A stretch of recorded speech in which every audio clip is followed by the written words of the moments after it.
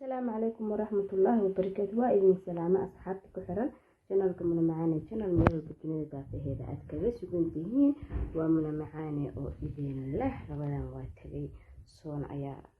Ramadaan waa tagay Eid ayaa noo soo carfayso alxamdulillah rabbil caalamiin kuwii soonkooda iyo salaadooda iyo cibaadadooda la aqbalo ilaahay ha naga dhigo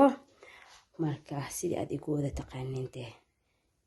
Eid sidaan boqolka ilmaha u diyaariyay waxa waaye iska yaro maaragtay fudeed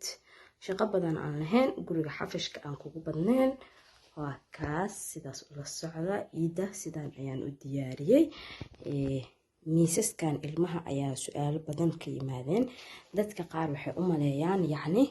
in uu hal miis uu yahay marka waxa idinka jaahil bixinaya inta aan commentiga ugu sheegay inta kaleetana hadda ayaan la share gareynayaa waa saa u jeedin waa kaas waa laba miis waaye labadii miis Suhayb iyo Sumayo markii labada qol kala deganaayeen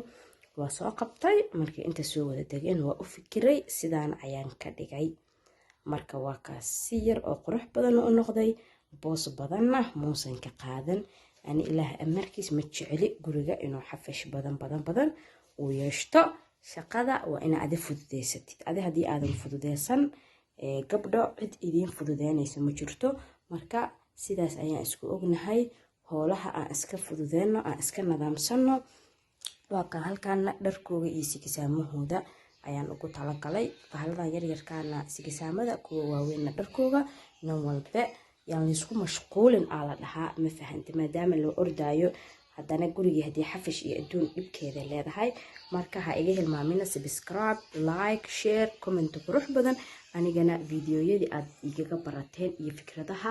aad igu taqaaniin ee quruxda badan ma niga hakran doono hadduu ilaahay raali ka noqdo wassalaamu calaykum waraxmatullaahi wabarakaatuh